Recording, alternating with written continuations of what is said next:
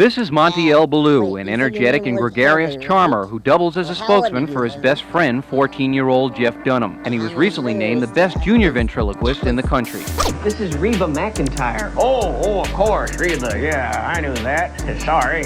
No problem, Walter. My next guest is a talented young comedian and ventriloquist. This is his first time with us on The Tonight Show. Would you welcome? It's good to be here. My name is Jeff Dunham. I'm not your typical stand-up comedian. Today we are honoring a performer who, over the last 3 decades, has single-handedly revived the popularity of ventriloquism. Ladies and gentlemen, please help me welcome my old friend, Walter.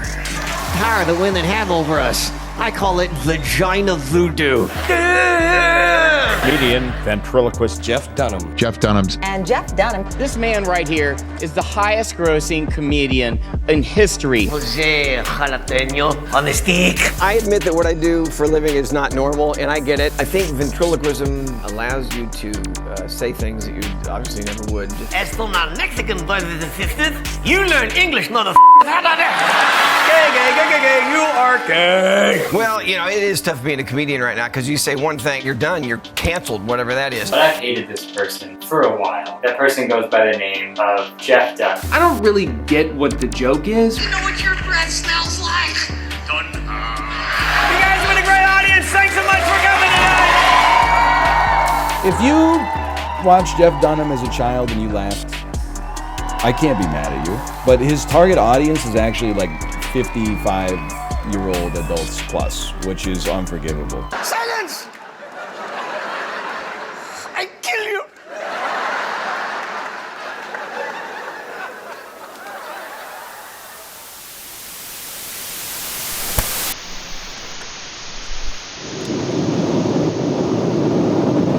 We are headed to go see Jeff Dunham in Springfield, Illinois, the nation's capital, the Artificial Intelligence Tour. We're gonna go down, we're gonna go try to talk to people. If we cut, and then the only footage that we have of this is me standing with a sign saying, please talk to me about Jeff Dunham, the video ain't coming out. Oh no, what have I done? Is this where we end it? This is where we end it. Other than that, I am just excited. I want to talk to people. I want to figure out how he's so dang successful. Why? Like, because people love this guy. Well, I want to get inside the mind of a Jeff Dunham stan.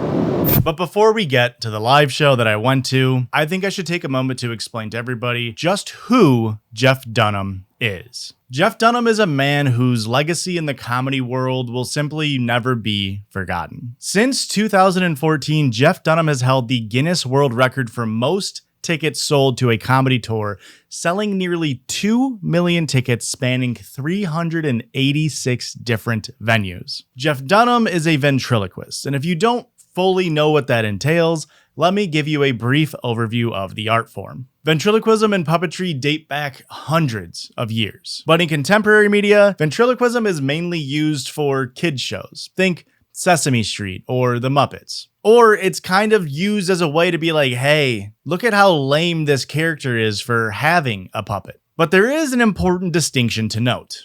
There are puppets, and then there are dummies. Puppets can typically move around more freely. They are operated by puppeteers. Importantly, they also don't have strings. Those are called NSYNCs. Examples of puppets are Elmo from Sesame Street, Kermit the Frog from the Kansas City Chiefs, and Sacco from every depressed white zillennial's favorite comedian, Bo Burnham. They are often made from felt, and they are operated by having a hand and a mouth. Puppets are not dummies. Dummies are people who are currently watching this video and have not yet clicked the like button and subscribed. But dummies are also what Jeff Dunham uses, otherwise known as ventriloquist dolls. These are often less able to fully move around, and they're operated by pulling a trigger on the stick. All right. Dummies are a type of puppet, but not all puppets are dummies. But I am far from an expert on the topic. So I thought that I would get in contact with someone who has decades of hands-on experience. Is there like a proper term for the tools? Like if I'm saying puppet, is puppet a good enough catch-all? Yeah, I use puppet because all of mine are soft figures, which is, you know, more like a plushie. So puppet fits that better. But most people use figure because there's hard figures and soft figures. And the hard figures are the classic, you know, kind of creepy looking person, and the soft ones are the more Muppet style kind.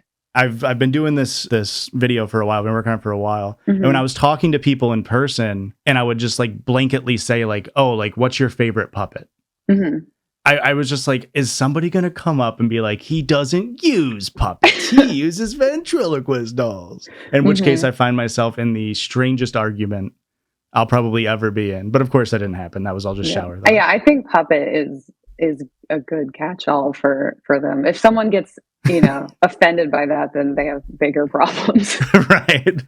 That is Hannah. Hannah has been doing vent work for over 25 years and goes by HannahVent22 on TikTok. Vent is short for ventriloquist chat. I'm just using slang. We spoke about ventriloquism and puppetry, and she was just wonderful to talk to. So please head over there and show her and her puppets some support. Her depressed rainbow puppet, Roy, would love to see you, and between you and me, I think the guy could really use some cheering up. We will check in more with that interview periodically as we go forward, but for now, let's get back to Jeff Dunham. Jeff Dunham has been doing ventriloquism ever since he was just 8 years old, and he was diagnosed with a disease known as Mortimer Snerd. It's a very rare disease that's often contracted from hand-to-mouth contact, and its symptoms include things like second body syndrome, hearing voices even though people's mouths aren't moving, and social ostracization. Now, if you are wary of seeing medical images, I advise you to look away because I'm going to show you a picture of a child from the 1930s who was stricken and devastated by the disease known as Mortimer Snerd. If it isn't obvious at this point, Mortimer Snerd is the name of the original ventriloquist dummy used by the father of modern ventriloquism, Edgar Bergen. Jeff receiving this Christmas present changed his entire world because he immediately vowed to his parents that he wanted to become the best person in the world to make it look like he's not talking, even though we can all see his mouth and throat kind of moving the entire time. Look, I'm utterly fascinated by Jeff Dunham and his popularity. So when I found out he was doing a live show kind of near me, I really wanted to go to see what all of the hype was about. That is what sprung this Hoshumentary. I wanted to come into it with as open of a mind as possible. My previous Jeff Dunham knowledge was thin, to say the least. I knew him as that kind of edgy, I guess, comedian that I remembered a joke or two while watching his specials on the living room floor of my parents' house, and that's about it. However, there was always one Jeff Dunham joke that stuck in my mind ever since I first heard it. It's from his 2006 special, Arguing with Myself. It's the classic dude complaining about his in-laws shtick. And just for a quick background, Jeff likes to open every single special by himself on the stage, sans puppets, and he sort of shares maybe a personal story, maybe something that's a little hashtag relatable, that as he brings the puppets out later, they will call back to. So Arguing with Myself opens up with Jeff saying that he's excited to be in Santa Ana, California, which is where the special is being filmed. He then details that his mother-in-law's property in West Palm Beach, Florida, was just devastated by the hurricanes, thus leading to his mother-in-law staying at his place in Los Angeles. And then he delivers the punchline, which has stuck in my head ever since I first heard it in 2006. I'll say it again. I'm happy to be in Santa Ana. Now, forgive me because I'm about to explain a joke, but that's kind of what I'm gonna have to do if I want to figure out what makes Jeff Dunham so successful. And I have a semi-successful YouTube channel, so that kind of gives me the qualifications to figure out whether or not something is funny. But if you don't believe me, that's fine, but maybe you'll believe comedy legend and Hollywood sensation Adam Sandler, or as me and my family like to call him, Uncle Adam. So to prove that I know what comedy is, here is a home video clip of Uncle Adam saying that I, Hosh On, am the funniest person in the family, and he always comes to me before writing a big script. So now that my comedy bona fides are laid out, let's break the Santa Ana joke down. First, the setup. He starts off by saying that he's happy to be in Santa Ana, which is a totally normal thing for anybody to say who's in Santa Ana at the time. Typically, this is just a throwaway line, a way to get the crowd going for any special, a music concert, anything you're going to, just as a hey, you're in Santa Ana, so am I. Please clap. But to a comedy surgeon like Jeff, it was much more than just that. he seemingly moves on to the next part of the show, pleasantries having been delivered. He then details that Hurricane Wilma, responsible for over 80 fatalities and billions of dollars of damage, has struck West Palm Beach, Florida, where his mother-in-law's dance studio was. The audience pauses for a moment, thinking, is his mother-in-law okay? Why bring this up? He's garnering sympathy. The setup is complete. The bait has been laid and the trap has been set. Jeff expertly calls back to the beginning of the joke, where most people weren't even aware the joke had already started, and he says this. I'll say it again. I'm happy to be in Santa Ana. I'm happy to be in Santa Ana. And you might be thinking to yourself, boy, that joke didn't require that large of a reaction. And if you're new to Jeff Dunham's comedy, be prepared to be thinking that a lot. Or not. Maybe you thought that joke was as hilarious as this guy did, who kinda looks like me if I was 20 years older and more divorced. I thought that joke was like a 5 out of 10. Not offensively bad, but not necessarily good either. It's just a dude in his 40s saying that his mother-in-law sucks. I've heard that joke 1,000 different ways before. I mean, we've all seen Uncle Adam's Waterboy, right? Did he tell you about a little bedtime problem? Mama, I'm begging you, don't. That's his sheet back there. If you'll excuse me, ladies, I'm gonna go hang myself. And thank you, Uncle Adam, for that throwaway gag. In the 4 days leading up to the live show, I watched 11 different Jeff Dunham specials. And in those 11 specials, he had 11 different puppets, each bringing something new to the table. Jeff was able to create an entire world of dialogue just with these puppets. Now, we don't have time to go through all 11 of these puppets, but some of his most popular figures include Walter, who's a grumpy old man, a hyperactive Yeti with one shoe named Peanut, an alcoholic redneck named Bubba J, and Jose Jalapeno on a Steak, who is a jalapeno named Jose that is on a steak. Jeff's creativity really knows no bounds, especially when it comes to his most infamous puppet, Ahmed the Dead Terrorist, who is, as you might imagine, a failed suicide bomber who hasn't quite come to terms with the idea that he is dead. These 5 puppets make up what I would call the Jeff Dunham core. And if you're gonna understand Jeff Dunham, his comedy, his fans, these are the 5 puppets you really need to spend time with. I'll reiterate that I wanted to come into this Hoshumentary with an unbiased view, an open mind, to really try to get inside the mind of a Jeff Dunham fan. And what better way to do that than to talk to his fans directly? I'll say it again. I'm happy to be in Santa Ana. I drove the 2 hours in a random direction to Springfield, Illinois, the capital of our nation, to go watch the Jeff Dunham Artificial Intelligence Tour. And even though the official tour website listed the tickets at only $60, leading up to the event, I couldn't find tickets that were under $120 each. And as much as I wanted to figure out what made Jeff Dunham so special in person, I really didn't want to spend $250 on Jeff Dunham tickets after ticket sales and fees. Especially not to see a guy who thinks a dead terrorist skeleton saying, "Silence, I kill you," is peak comedy. So we went to Springfield without tickets in our hands, hoping that the price would drop as door time came closer. The show was scheduled to start at 5 p.m. Doors were at 4. And if a 5 p.m. start time on a Saturday night doesn't tell you the age of the prospective crowd to see a Jeff Dunham show, I'm not sure what will. So at around 3 p.m., my friend and cameraman Christian started pointing a camera at his man friend me while I held up a sign that read, "Talk to me about Jeff Dunham." Now, I had never done anything like this before. Sure, I've got over 6 years of podcasting experience. I've live streamed to hundreds of people at a time. I've given a 2.5-hour presentation on the CRISPR-Cas9 system and its potential ability to treat Duchenne's muscular dystrophy. And more recently, I delivered a best man speech in front of a crowd of strangers where like 30% of my jokes landed. So I'm no stranger to making myself a fool in front of other people. But I was nervous nonetheless. So I decided to help ease the nerves and maybe to get people to talk to me a bit more, I needed to dress the part. So I bought a knockoff Bubba J shirt and got to asking questions. Here is how that went. You guys want to talk to me about Jeff Dunham? How you guys doing? You guys want to talk to me for a second? Hi, I'm Josh. I'm Alyssa. Alyssa? You guys want to talk to me for a second about Jeff Dunham? My name is Carrie. Carrie, nice to meet you. How many have you seen him? Is this your first time live? This is my second time live. Okay. Is this your first time seeing him live? No, we saw him in Milwaukee.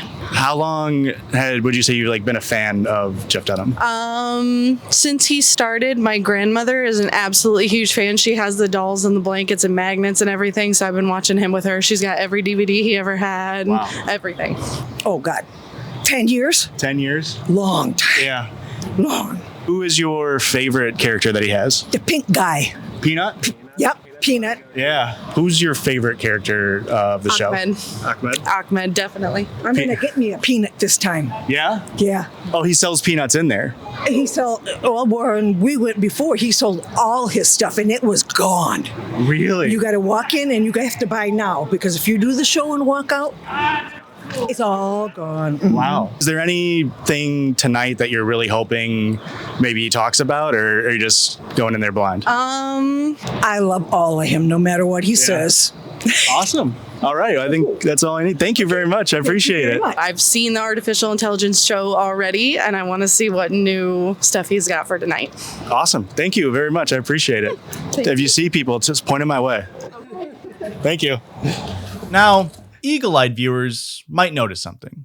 I only talked to 2 people. And believe me, that was not for a lack of trying. I stood there like I was a damn dummy myself and asked some of the most curmudgeonly rural Illinoisans to talk to me about Jeff Dunham. And unfortunately, it seemed like the Jeff Dunham fans were not the talkative bunch. So instead of having a full conversation, I pivoted to try to get as much information as I could. Hello. You guys want to talk to me for a second about Jeff Dunham? No? Can I ask you who your favorite character is? Walter. And you, sir?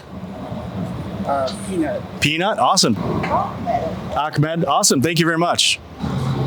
Ahmed. Hell yeah, man. Peanut. Hell yeah. We got an Ahmed and a Peanut. Hello. You guys want to talk to me about Jeff Dunham for a second? No? Can I ask who your favorite character is? You don't know? Okay, no problem. Oh, you never seen him? Oh, well, awesome. Have fun. That's awesome. Okay, we got first timers. We got first timers tonight. Also first timers tonight. Say we're first timers. Never seen a show that was kind of crazy. Never turned on the Comedy Central. Hello. But this newfound method of information gathering wasn't always successful. How you guys doing? You guys want to talk to me for a second? No? Okay. Thank you. Oh, I got stink eye. How you guys doing? Okay. You guys want to talk to me for a second? Okay. How you guys doing? We're not getting action. Hello. Oh no, they all gave me the stink eye. That's the whole family. Hello. Hi. How you guys doing? Good, how are you? Do you want to answer a couple questions? No. Can I ask you who your favorite puppet is? No. No? Okay. Thank you very much. She hated me. She hated my guts. I'm trying to get one more. Hello. Are you guys here to see Jeff Dunham? Do you want to talk to me for a second? No. Can I ask who your favorite puppet is? Eye contact into not even saying anything is crazy. What I was trying to learn by talking to people outside of Jeff Dunham's show, very bravely, might I add, was what people liked about Jeff Dunham. Unfortunately, I wasn't quite able to get that answer. All I found out was that I'm a chud-ass loser wearing a knockoff Bubba J shirt, holding a sign that says, "Please talk to me about Jeff Dunham," that nobody wants to talk to. It seemed very strange that Jeff Dunham fans were so put off by a guy trying to figure out why they like Jeff Dunham.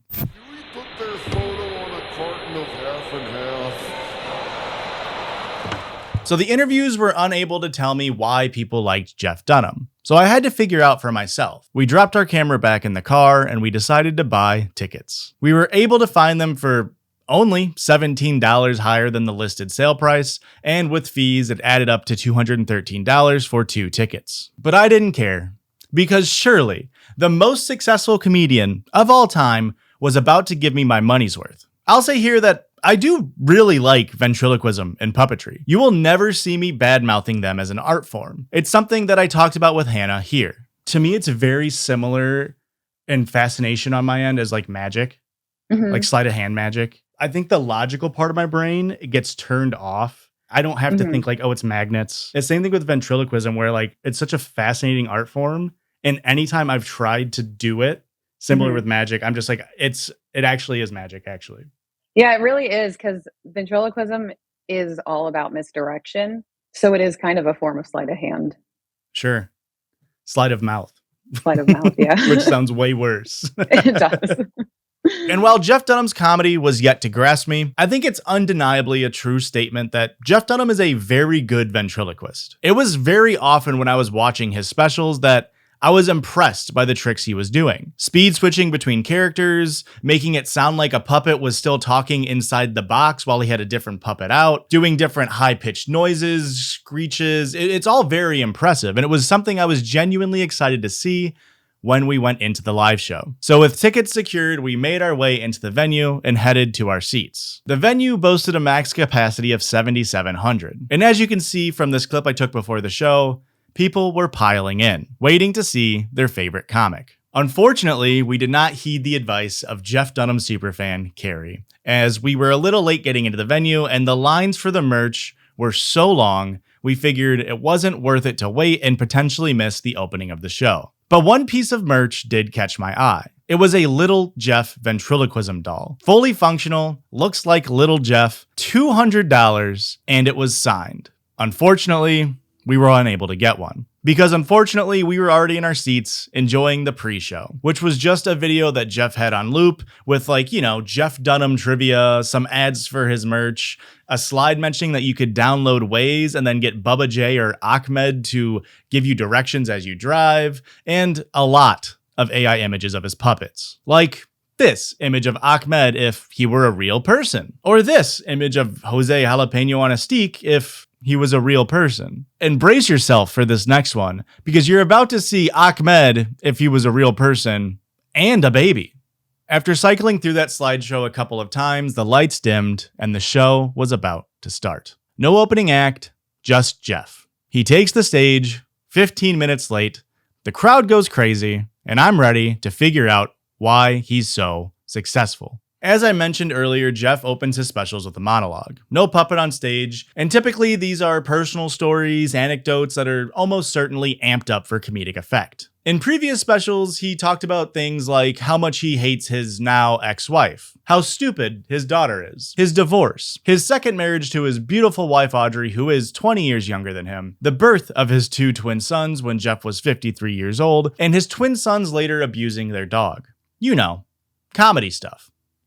And if all of that sounds like I'm taking Jeff out of context, that's kind of because I am. So why don't I give you some more context now? In 2019's special Beside Himself, Jeff opens with a tale about his and his beautiful wife Audrey's then toddler twin boys repeatedly sticking their fingers into their dog's butthole and then touching Jeff's face, thus giving him pink eye. It's a very touching story, if you don't mind the sarcasm and the bad pun. I bring this up because while I was excited to see Jeff Dunham's ventriloquism skills, I wasn't excited about something I noticed while watching his 11 specials, which is he repeats jokes a lot. And I don't mean he reuses catchphrases. Of course, Ahmed is going to say silence I kill you, or like Walter is going to tell people to shut up. What I mean is that I've counted 4 separate specials before this live show where one of Ahmed's arm seemingly randomly falls off. And then while Jeff's trying to put that arm back on, a second arm falls off.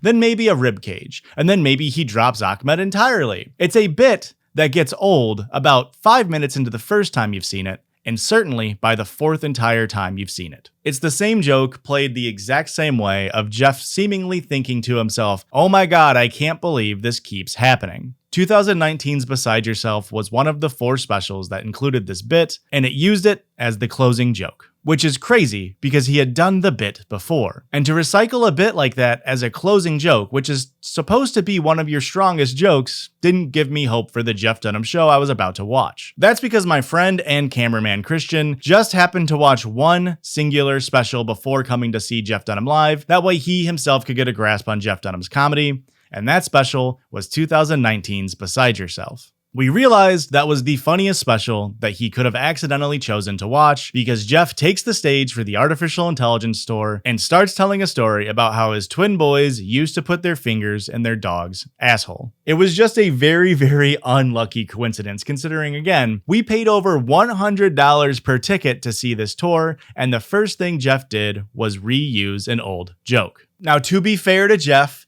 he did open up the show by saying something along the lines of, hey, I'm gonna repeat some jokes you've heard before. That's because I treat this like you're going to see your favorite musician. You want them to play the hits, so I'm going to play the hits. I'm also going to do some new material. That's the stuff you paid for. And then there's some jokes that I have written in like 15 minutes before getting on stage. Those jokes are free and not included in the ticket price. So if you don't like a joke, that was one of the free ones. It's not a great omen that he's opening up a comedy set by saying, hey, you're gonna hear some not funny comedy. Because I wanted to hear funny jokes. If I wanted to watch a comedian tell unfunny jokes, I would have stayed at home and watched Gutfeld. They don't show any pain for the inflation or crime, but they're worried. They're worried about Trump coming back. Yeah.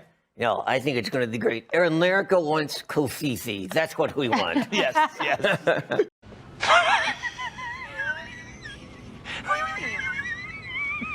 Why is that funny? I don't know. And as for Jeff, playing the hits, I guess I get where he's coming from. Like if you go to see Blink-182, you want them to play all the small things. But also, Jeff isn't a musician. He's a comedian. I don't want to see a comedian's hits. If I wanted to see your hits, I would just go and rewatch them. I want to see your bits, your new stuff, your modern commentary on the world. Like imagine if people were referencing Uncle Adam's work and they just kept making references to stuff like Little Nicky.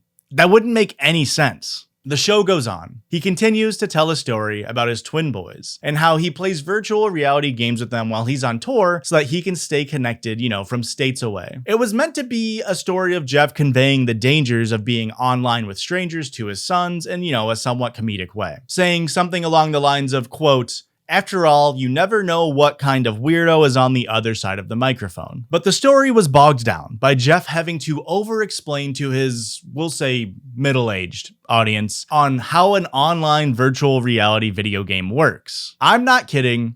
He spent 2 entire minutes just trying to explain the concept of a lobby in a video game. And if you don't know what a lobby in a video game is, hi mom, thanks for supporting my YouTube channel. But also, that's kind of my point. The joke doesn't really work because he has to spend so long explaining the setup that the payoff just doesn't feel like it was as quippy and smart as you wanted it to be. The setup for the joke was over 10 minutes long. And yeah, there's quips in between. There's things he's doing that's like, considered a joke, I suppose. But that's still a lot of exposition just to make sure that the crowd is kind of on board with the premise of the joke you're saying. And that joke, the ultimate punchline that he spent 10 minutes setting up, which was the end of the story about Jeff warning his kids about online weirdos in video games, was Jeff revealing that he personally harassed and eventually asked a random kid online, quote, "What are you wearing?"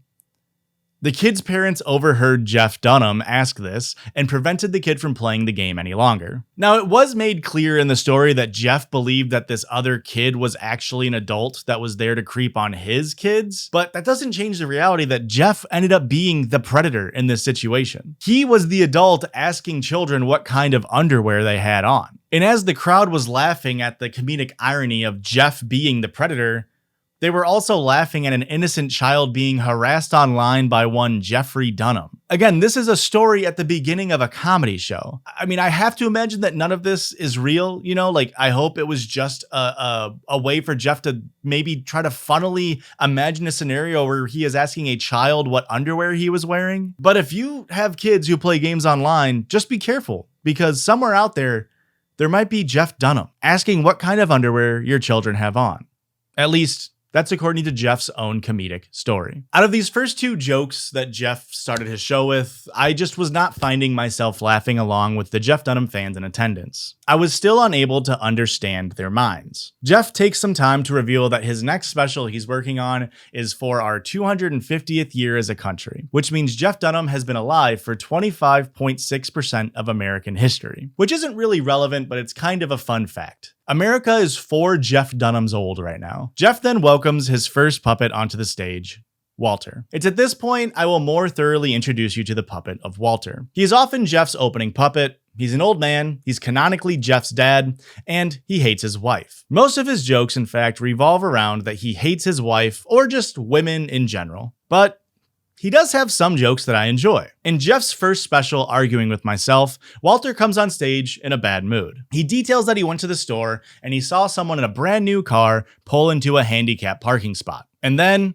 when said person got out of the car, there was, quote, nothing wrong with the guy. So I ran his ass over. I made an honest man out of him. Then Walter says that this guy's mom got out of the passenger seat and started swinging her crutches at him. Took her out with the door. A joke that is edgy, sure. You know, it still has that like, oh, you're not supposed to say that factor that people seem to enjoy about Jeff Dunham's comedy. But the punchline is one where Walter is undeniably in the wrong. And it does so in a way that you don't really see coming. Expectations were subverted. I actually think this Walter joke is very funny. I like the setup, I like the premise. But Walter does have a lot, and I mean a lot of jokes that I do not think are funny. Here are some from the live show that I've written down, and I'll rapid fire them out so that way you can be the judge on whether or not these are funny for yourself. Quote, you can't call them Native Americans anymore.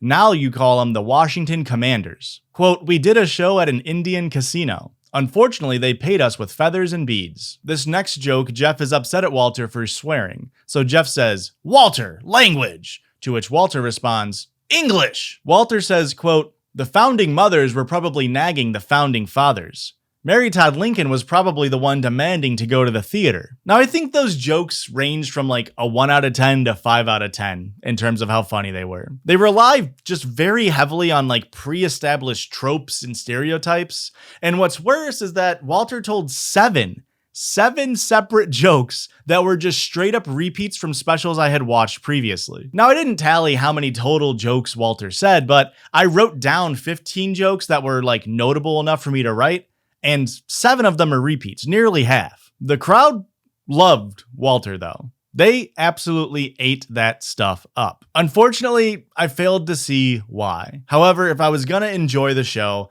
it would be with the next puppet, because my favorite puppet, Bubba J, was up next. Bubba J is a redneck alcoholic. He's dumb. He's got a lazy eye. But unlike Walter, he loves his wife. And something that I love about Bubba J is that, well, I guess love is kind of a strong word.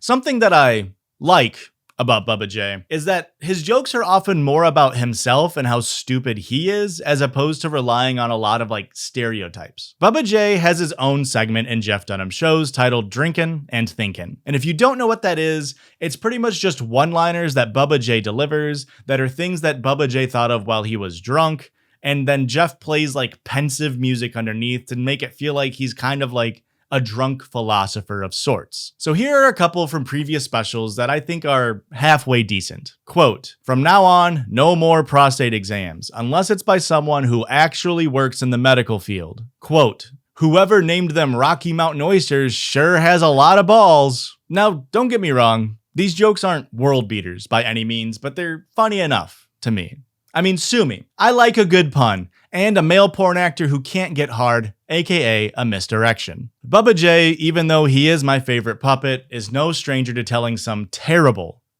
jokes. My least favorite probably being from 2022's special, Me the People, where Bubba J says, quote, I went to a restaurant and ordered the LBGT plus, lettuce, bacon, guacamole, tomato plus fries. But I do not want the secret sauce. I personally think that that joke was LBGT plus. Lazy, bad, Gutfeld-esque, terrible, plus you're bald, plus you're olding, plus ratio. Unfortunately, at the live show that we saw, a lot of Bubba J's material was anti-LGBT. And really, it was mainly just anti-T. And that's not me saying that you can't make a joke about trans people or transness. I make jokes about Editor Blake all the time. I just do it behind their back. That way the woke mob won't hear it and cancel me. These Bubba J jokes, though, for the Artificial Intelligence tour, weren't about trans people. They were just anti-trans people. An example being when Bubba J said, quote, if a transvestite sneezes on you, is that transmission fluid?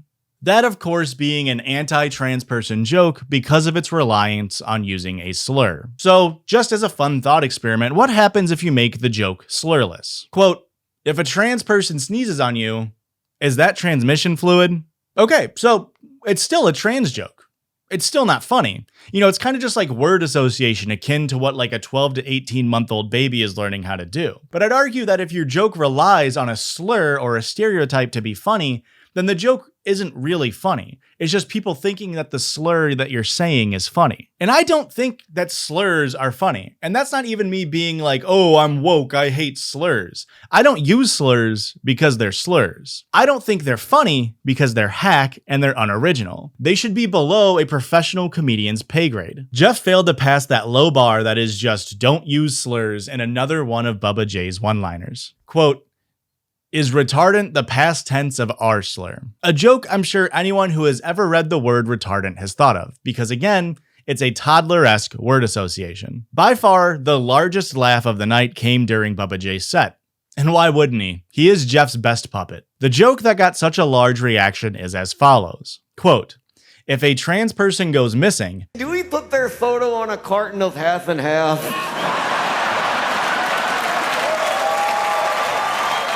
Now, you'll have to forgive me again, but since this was the largest laugh of the night, I think I should break down the joke. After all, if Jeff Dunham fans think that this is funny, then I need to figure out why. There's 3 things you need to know before going into the joke. Firstly, in the 80s, a campaign was started to put missing children's photos on cartons of milk. If you've never seen this, that's because it stopped in the 90s as Amber Alerts became more used. And as a bonus fun fact, there is no data to suggest that the milk cartons help find even a single missing child. Second thing you need to know, trans kids are children that were assigned one gender at birth by a medical professional, but they no longer identify with that gender. And lastly, half and half is a blended mixture of 50% milk and 50% cream. Okay, that's all the background information done. Let's get to the joke. If a trans kid goes missing, the setup. Images of milk cartons should enter your mind. Punchline.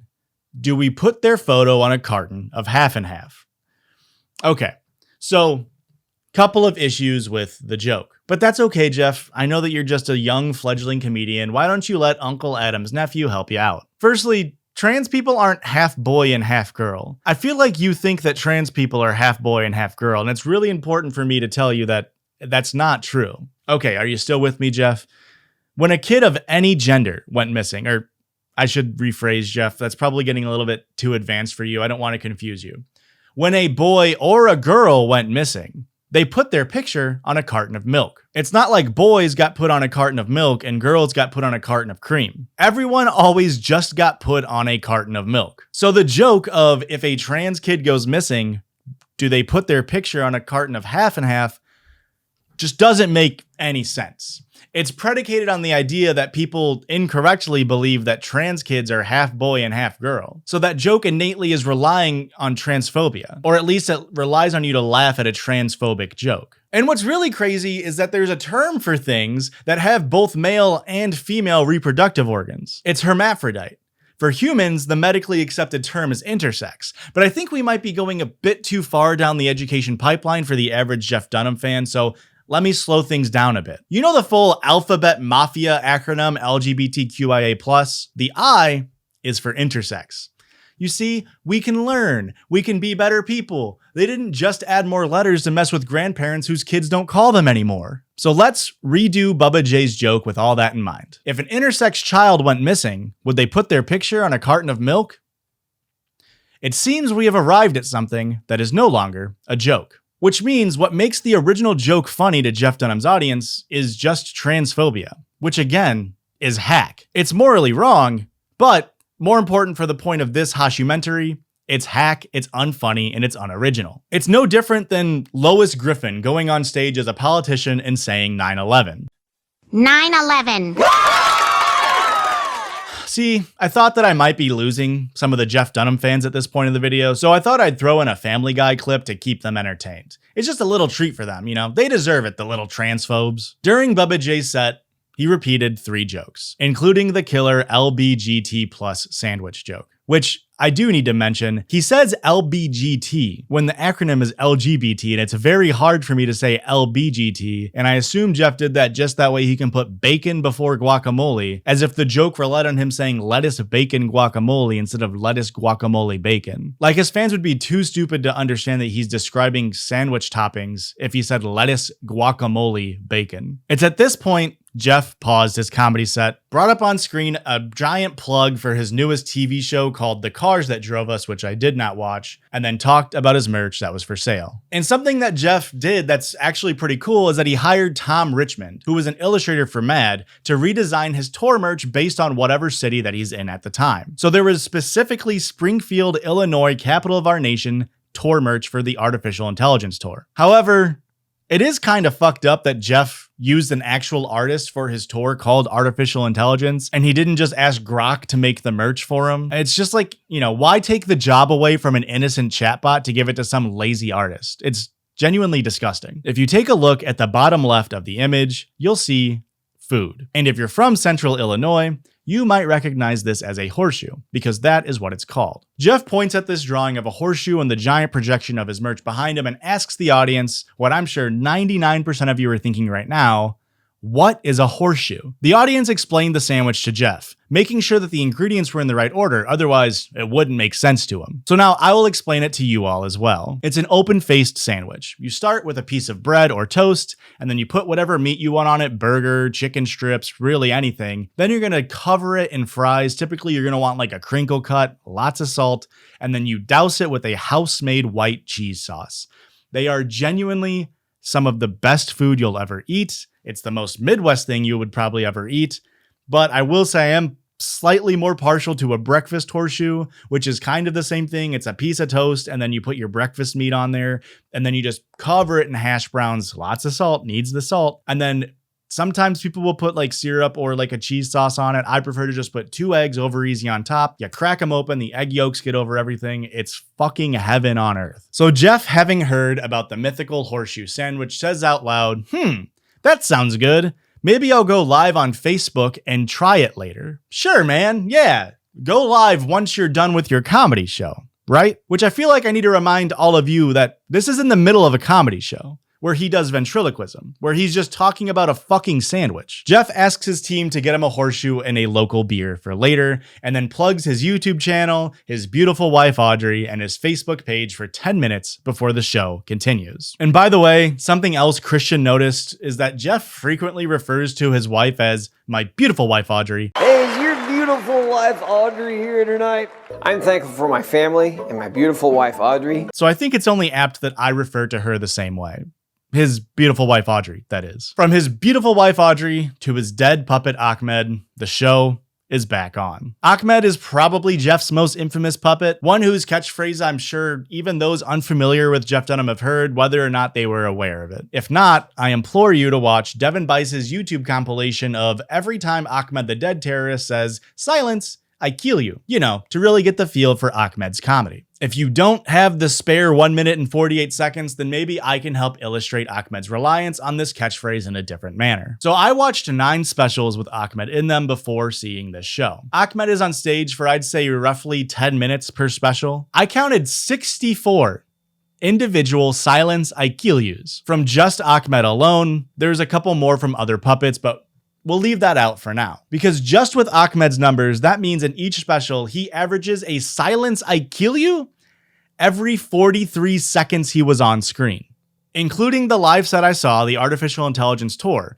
where Ahmed was on stage for I'd say around 10 to 15 minutes, and I counted 8 silence I kill yous. And Jeff even has a bit where he'll edge the audience, waiting until just the perfect moment to drop the comedy bomb that is silence I kill you. Now, recording was not allowed at the theater, so I was unfortunately unable to get footage myself. However, a very helpful anonymous fan of Jeff Dunham, who was at the same Artificial Intelligence show in the capital of our nation, Springfield, Illinois, did share a video with me that details exactly how Jeff likes to edge the audience with Ahmed's catchphrase. Not yet. Wow. Hey. Thanks to anonymous JD fan for sending that in, but you gotta get better at recording phone videos. That was way too shaky and it had a really weird cut at the end. You'll get them next time though. Now the funniest part of this entire shtick that Jeff does of like edging the audience is This joke is like a repeat. He does this a lot. And I don't know how people don't get sick of it. He's done this joke so many times before, and I would put a lot of money on Kaushli that he would do it again. As for the rest of Ahmed's set, Jeff gives him a citizenship test, I assume to workshop material for the 250th year special that's coming out next. This included such banger jokes as, quote, "I'm a terrorist. We don't American Express. We American explode." And Jeff saying, quote, "To be president, Ahmed, you have to be born here." And then Ahmed replied, "Okay, I'll be the Mayor of New York City.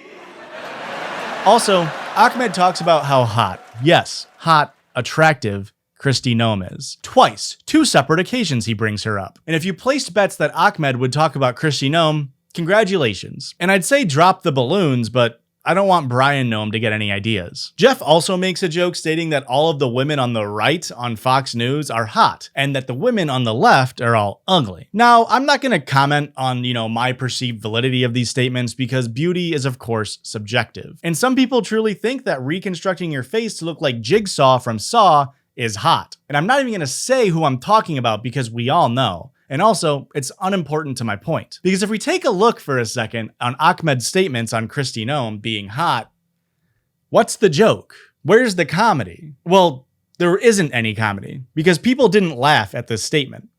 People cheered. If there were laughter, that means the joke would just be based on misogyny. It would be so funny if Ahmed thought Kristi Noem was hot, because clearly she's not. That's what I would think if people laughed at the joke. But there was no laughter, just cheers. Meaning Jeff had Ahmed say this just to get a cheer out of his audience, and to kind of like virtue signal to them that like, hey, we all think Kristi Noem is hot, right guys? And I hate to burst your balloons, but Kristi Noem is married. Though maybe if I burst enough balloons, that issue might be resolved. I don't think it should be controversial to say that a comedian going on stage and saying things just to get people to clap instead of trying to get people to laugh is unfunny, and it's one of the hackiest things that any comedian could do. Overall, it was a very political set from Ahmed that ultimately culminated in, and I'm not yanking your little puppet leg here, around 8 minutes of the same joke of Jeff accidentally having Ahmed's left arm fall off,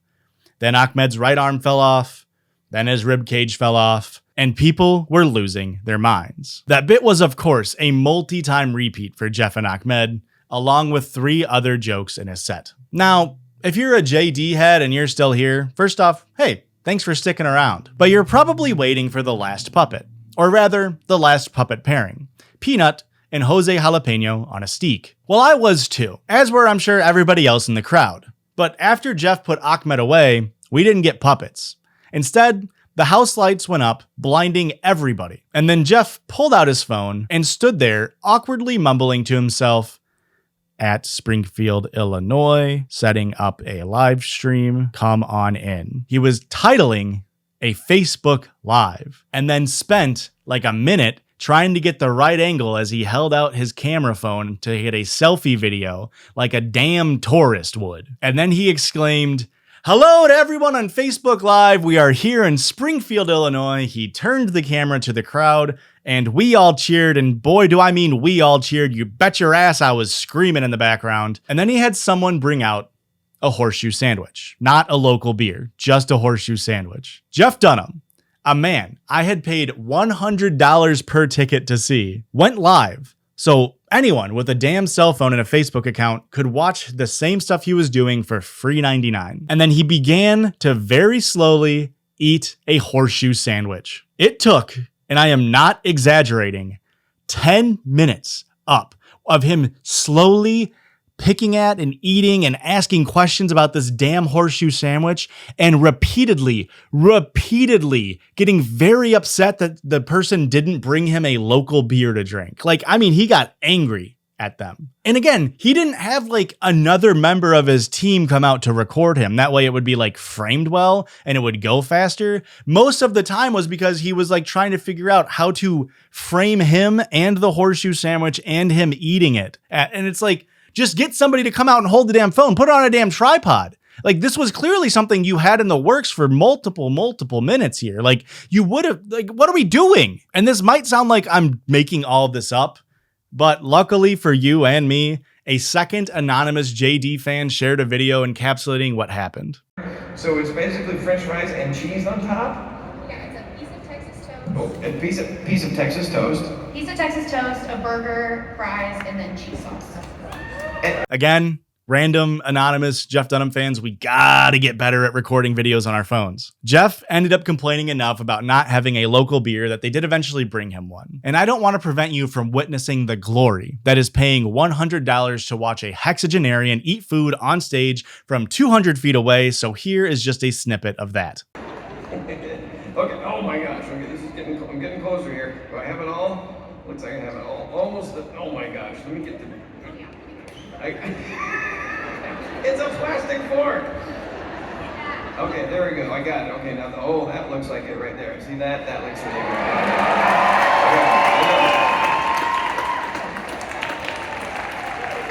Oh boy.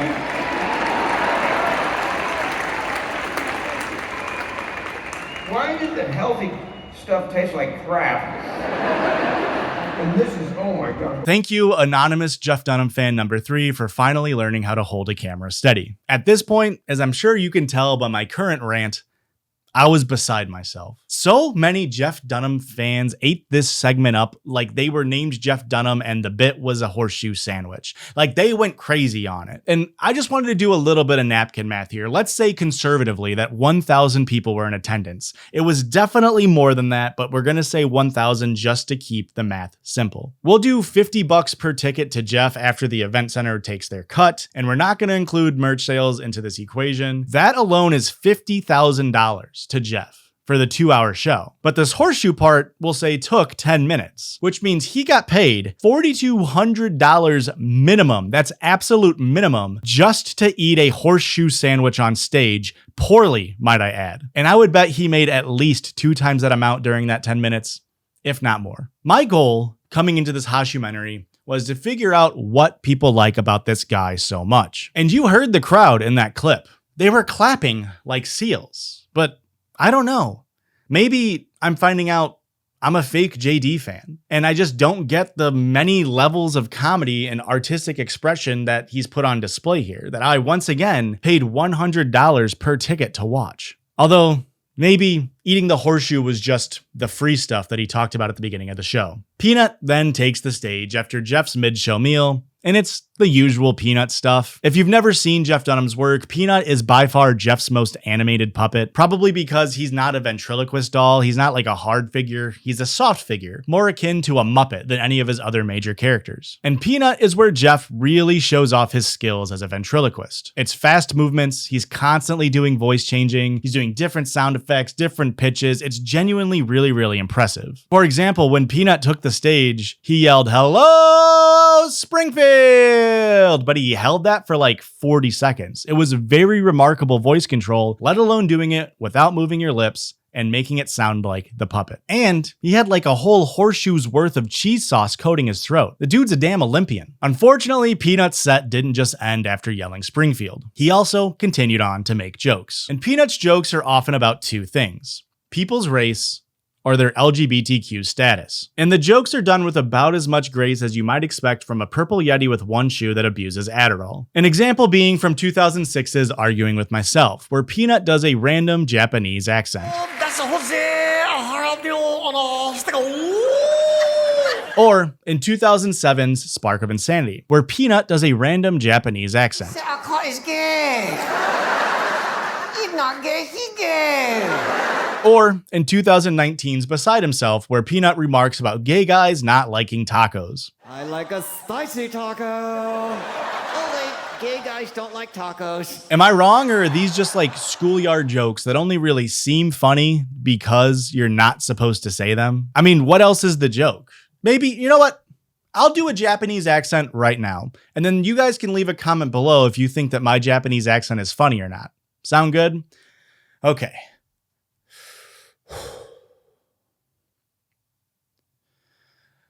I'm not going to do that. Do you think I'm stupid? Do you think I want to get canceled? At the live show, Peanut then mentions that some accents are hilarious. And then he just does an Indian accent. The joke being, aren't Indian accents hilarious? He then randomly does a Chinese accent. And then he dons a black accent and says, oh bitch, you cracker, which is not only unfunny, but also it's a repeat joke from a previous special. Peanut seems to be Jeff's like edgiest puppet, which is really saying something considering one of his other puppets is Ahmed the Dead Terrorist. But as I said before, Peanut is often not alone on stage. Midway through Peanut's set, Jeff brings out Jose Jalapeno on a Stick, which is a jalapeno puppet on a stick that has a vaguely Mexican accent. And would you believe me if I said Jose's entire shtick has evolved, or I guess it's more apt to say devolved, into just him and Peanut saying yo mama jokes at each other. And I'm not kidding. That's all that the artificial intelligence set was. It was just Jose and Peanut telling each other, I want to fuck your mom. And then, I want to fuck your sister. And then Peanut saying, oh yeah, well, I want you to be deported. You know, comedy.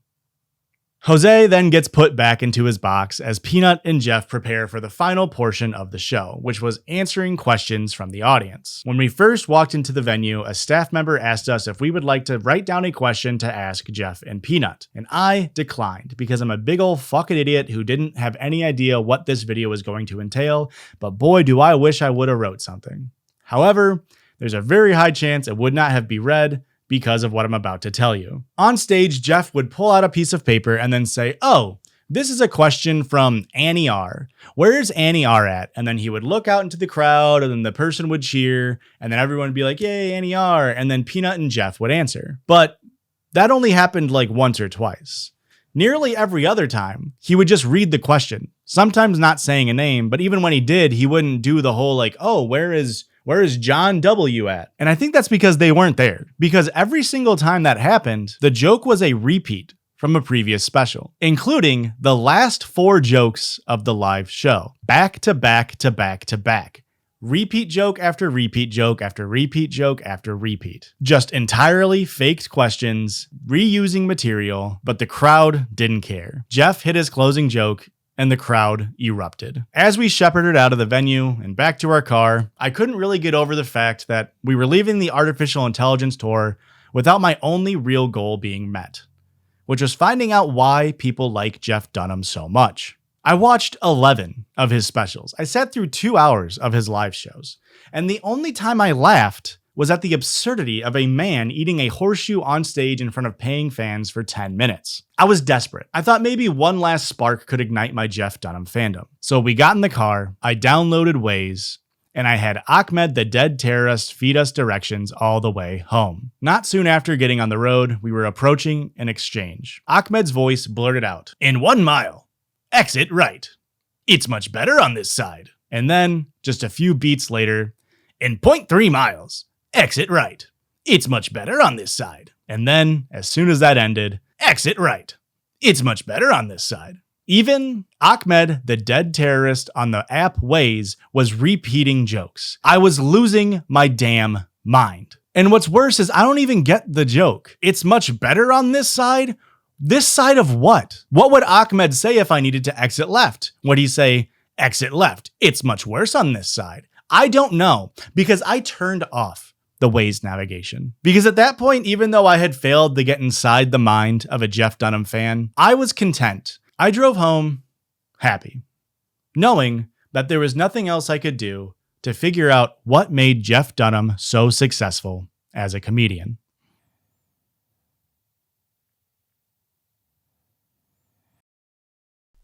So I have a surprise.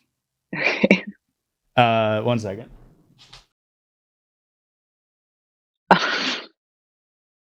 You got a little Jeff. I did. I got a little Jeff. Now, if you remember, I said signed puppets were on sale at the venue for just $200. We were unable to get a signed puppet for $200.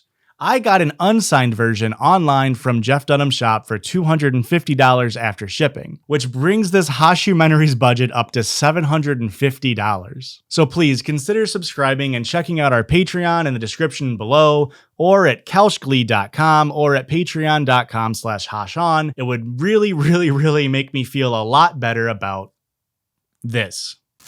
Oh, I can't believe I bought this. No. This is cool. This is very cool and a normal thing to do. Oh, it looked. Oh, this is gonna haunt me tonight. Oh, it's got eyes. Ew. Ew.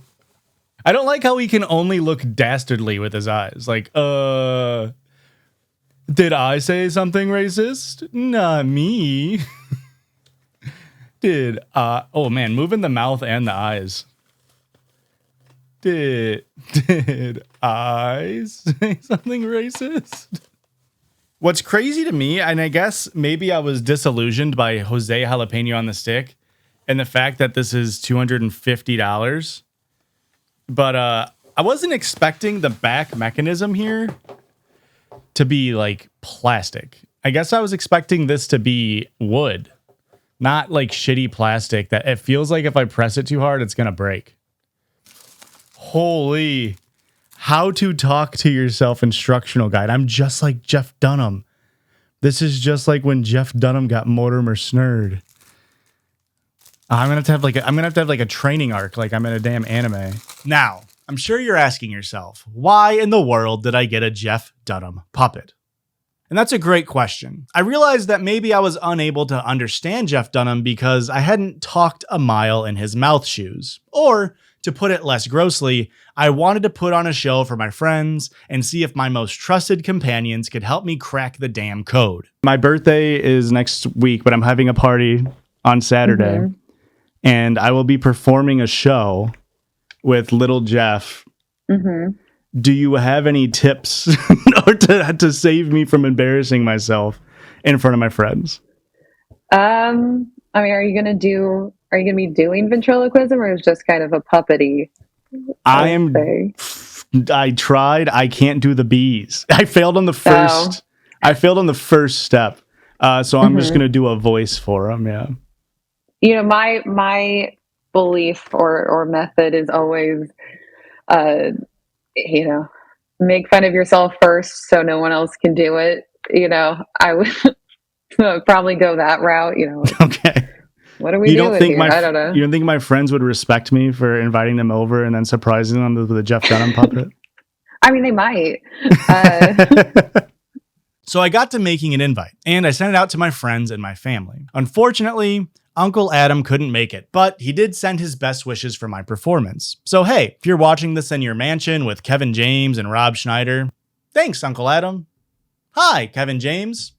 Fuck you, Rob Schneider. However, inviting people over was just the first step. Next, I had to write an entire Jeff Dunham comedy set and transform my living room to look like a comedy club. And last but certainly not least, I had to practice my puppetry skills. I say puppetry because I cannot do ventriloquism even a little bit, and I genuinely do not want to disrespect the art form. I gave myself much too short of a time to try to figure out how to do it, and I was struggling on the first lesson, which is how to say B. I was walking around my house saying, "The doy dounced the dasket doll" for 5 hours, and I was losing my mind. So maybe next year, my birthday will be a full Jeff Dunham ensemble show with more puppets and me doing actual ventriloquism work.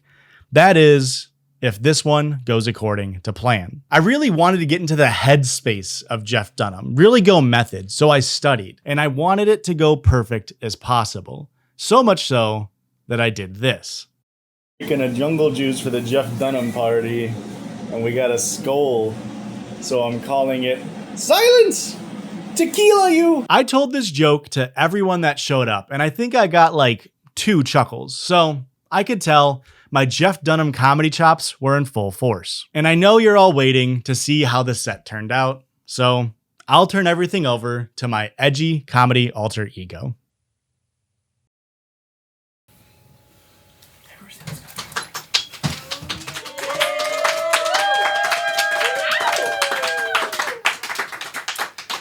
Thank you everybody for coming.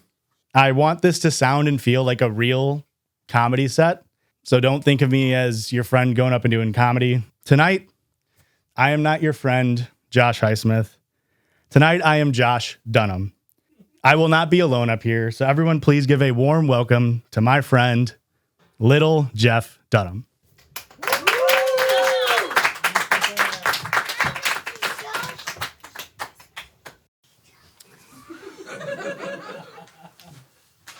Say hello, Jeff. Hello, Jeff. Very, very funny. Yeah, whatever. Oh, I'm sorry, Jeff. Are you in a bad mood tonight? I just didn't really think that this is where I would be in life, you know? Being put in a box, shipped around, forced to do comedy for people in Illinois. Blech. Man, you really are angry. Did anything else make you upset today? Yeah, earlier I went to the store and I was driving around trying to find a place to park. Couldn't find anything, and then some jerk pulls up in a brand new Tesla Cybertruck and pulls right into a handicap spot. Don't you hate when that happens? Guy gets out, nothing wrong with him. So I ran his ass over. Made an honest man out of the guy. Then his mom gets out and starts swinging her crutches at me. I had to take her out with my car door. I see what's going on. These are all jokes from one of your puppets, Walter. Yep, you got me. That guy is hilarious. Well, of course you think that guy's hilarious. That guy is you. Yeah, I know. And I'm hilarious. At least that's what my beautiful puppet wife, Audrey, thinks. Oh, yeah? Yeah, she loves my jokes. You mind if I tell a couple more? Sure, man, absolutely. Okay. Two Jews walk into a bar. Jeff! Oh, my. That is racist, and I don't want racist jokes in my set. Okay, fine. What if I kill the Jews instead? No, I wouldn't do that. I'm just kidding. I would just throw a penny between them and watch them fight to the death. I did that the other week with 2 Catholic priests and a little boy. The loser had to fight Michael Jackson.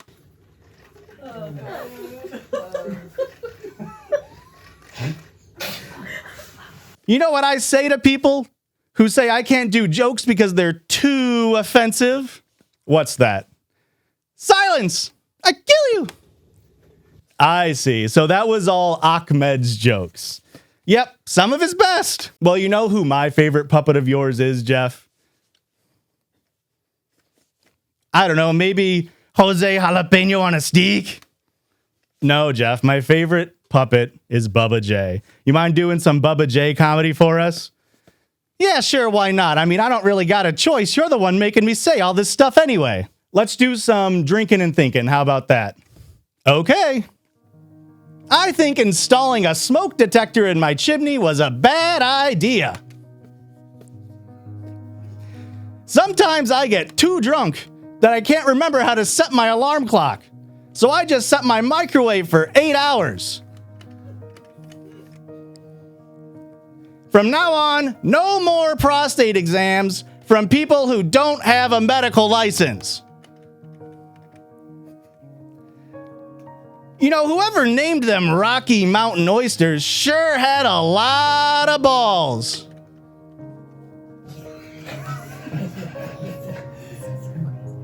Today, I went to a restaurant and I ordered the LBGTQ+. Lettuce, bacon, tomato, guacamole, quarter pounder plus fries. But I didn't get the secret sauce. If a woman asks you if you know the quickest way to her heart, don't do what I did and stick your head between her tatas.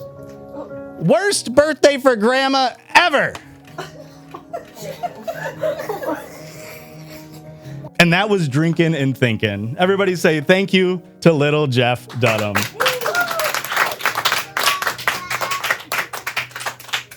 The first half of the set was over.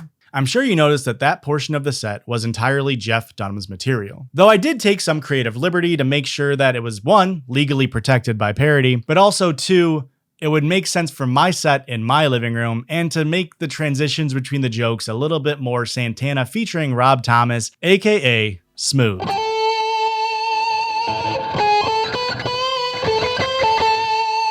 It was apparent that with just Jeff Dunham's material, I hadn't quite won over my crowd just yet. But I had an ace up my sleeve. Something that I learned from comedy legend Jeff Dunham himself. Something that was sure to bring the entire house down. Here in Illinois, trying a horseshoe sandwich for the very first time. Give it up, everybody. All right. So I'm very excited for this. I've never had a horseshoe sandwich. Josh Dunham. Anybody in the crowd fans of horseshoes? Anybody in the crowd know what a horseshoe is? Okay, all right. Oh, wow. This looks great. I mean, look at that. That is a quality Illinois horseshoe sandwich right there. I don't know how I'm going to eat this and record at the same time.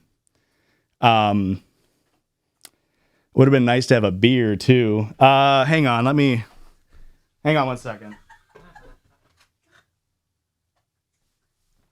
So am I supposed to get like all of it in one bite? Anybody? Yeah. Yes? Okay. Absolutely. All right. So we've got like a burger and fries and like cheese and then some bread. Is that right? All right. Well, here we go. We are live on TikTok and we're going to eat this horseshoe sandwich. Are we ready? Yeah. Everybody give it up for... That is very good. That is very good. I think I'm gonna have another bite. Hang on. I'm supposed to get all of it in one bite? Yeah. That's crazy. It's so much. I can like feel myself eating so much food right now. All right, look at that. Look at that. Wow. All right, 3, 2, 1. That's pretty good. Wow. All right, thank you, TikTok Live. It's been a blast. We're gonna be live with a video soon, and we're excited to see you. Everybody, give it up one more time for TikTok Live.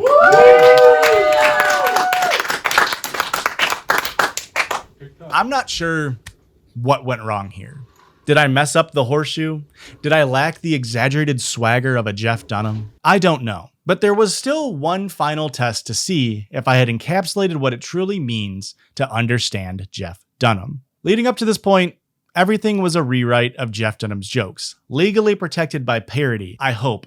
I don't know. I'm not a damn lawyer. Jeff Dunham, please do not sue me. But those jokes certainly work better when done by a professional comedian who has not only spent time with the material, workshopping it, perfecting it, but the viewers have also made a connection to the puppet and the comedian delivering the joke. So I had to try that bit out for myself. I wrote an entirely original piece of dialogue between myself and little Jeff Dunham. Though I did try to echo the comedy stylings of Jeff Dunham that I, at this point, had spent tens of hours consuming. This was my final test. What the hell was that? Dude, it's gonna make a lot more sense later. It was for my job. Oh, what do you do for work? I'm a content creator. A content creator, huh? You got an OnlyFans? No, I don't have an OnlyFans. Was that like a mukbang or a bukkake or whatever the hell they call that thing? No. I'm a YouTuber. I make videos for YouTube. Oh, okay. How often you putting out videos? Well, that depends. What do you mean it depends? Last year is a slow year. I only put out one video. Only one? Ladies and gentlemen, we did it. We found the one person on the planet who puts out less often than my wife. Oh, so you actually are married? Yeah, of course, my beautiful puppet wife, Audrey. That's surprising to me. Why? You don't think puppets should be able to get married, you bigot? No, Jeff, that's not what I was saying at all. Well, I'll have you know, put this in your little video. Just because I have plastic skin doesn't mean I don't deserve rights. People made out of plastic can have rights too. Just ask the Kardashians. Thank you very much.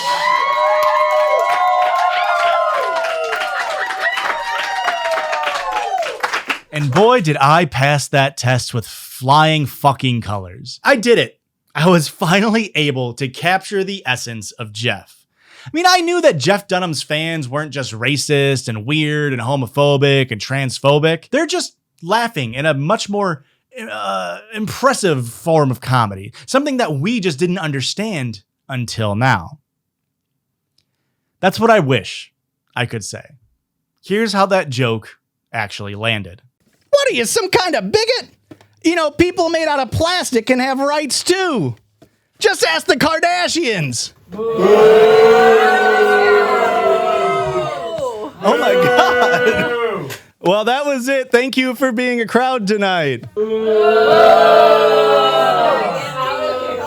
I was faced with defeat, embarrassment, to put it in the words of our youngest audience member. Did I miss your joke?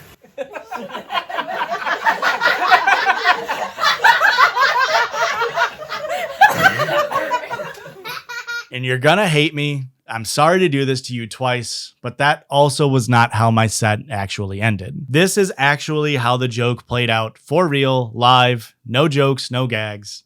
This is how it went over. People with plastic skin can have rights too. Just ask the Kardashians. All right, that's it. Thank you for being a wonderful audience tonight. Let's give it up for little Jeff. Thank you very much.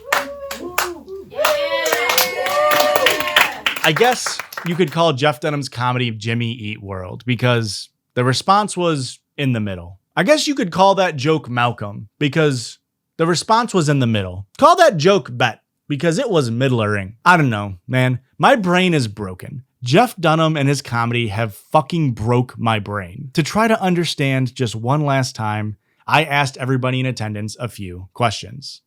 Number 1, how familiar were you with Jeff Dunham before tonight? Number 2, did you think any of the jokes were funny in their intended way? And number 3, would you ever see Jeff Dunham live? The results may shock you. Of the 11 people, the average awareness of Jeff Dunham was a 5.4 out of 10. 2 people said 10 out of 10, and 6 people were 4 out of 10 of lower. It's a really good spattering of Jeff Dunham knowledge. I literally didn't plan this. I'm so happy that that's how it worked out. I could not do that better if I tried. 3 of the 11 people said some of the jokes were funny in their intended way, though all of them did give a caveat that it was mainly due to my delivery, which is really great points for my puppetry skills, but not really a good sign that the Jeff Dunham material was received well. And lastly, 5 people said that they would go to see Jeff Dunham live, though again, they all said that they would do it like ironically as a bit and only if I went with them. And I can assure you, I will not be doing that. So did I find the answer I've been searching for this entire Hoshumentary? Did I get inside the mind of a Jeff Dunham fan? Overall, I'd like to say I did. I just don't think I liked what I saw. Jeff Dunham's ventriloquism skills and his influence on ventriloquism as an art form are undeniable, and his record ticket sales will probably never be beaten ever again. His meteoric rise came only after decades of hard work, dedication, and working on his craft. But where did that rise get him? I mean, sure, he got paid thousands of dollars to eat a Midwest dish on stage in front of thousands of fans, and I spent $750 just to do the same thing in my living room to deafening silence. But I have one question for Jeff, and that would be, is it all worth it? To go up on stage and just tell the same jokes over and over again? To have a joke as terrible as, if a trans kid goes missing, do we put their photo on a carton of half and half? Get the biggest laugh of your show? I mean, you have enough money. You could never work again in your life, and you and your family would be set. If you still wanted to do stand-up, you could just spend more time on the material between sets and think of actual thought-provoking and timeless stuff like Carlin or Pryor or Izzard. Actual comedy legends. So I guess after all of the time that I've poured into this Hoshumentary, what I'm left asking myself is, what happened to art? What happened to integrity? What happened to, what's the word I'm looking for? Comedy. Thanks for watching.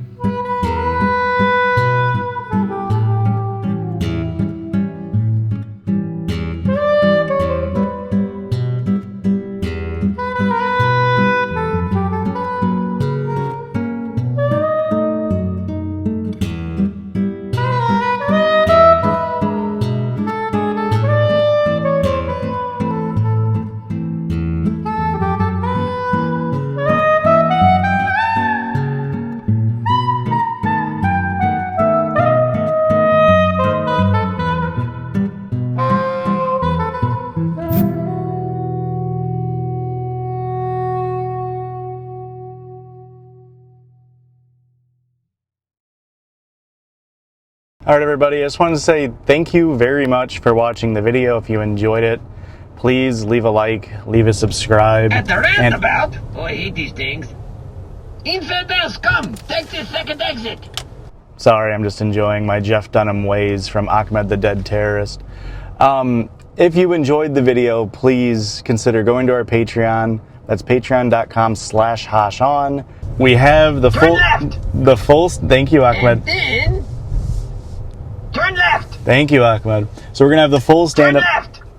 We're gonna have the. And then, at the roundabout, I hate these things. Infidels, come, take the second exit. We're gonna have the full stand-up set. We're also gonna have an extended look into me making the video, including at the roundabout. I hate these things. Infidels, come, take the second exit. Including a moment where I ruined a child's birthday party surprise while live in person. You don't want to miss that, I promise. That extra video where we go over everything will be coming out in about a week or so. It's going to be a good time. Again, patreon.com/hoshon. And that'll really make me feel... Then, at the roundabout, I hate these things. Yeah, me too. Infidels, come, take the second exit. Okay, thank you. We're gonna, yeah, it'll make me feel a lot better about being out $750, considering I paid $250 and didn't even get a signed Jeff Dunham puppet. But I did get a signed Hosh Dunham puppet. Say bye, little Jeff. Bye, little Jeff.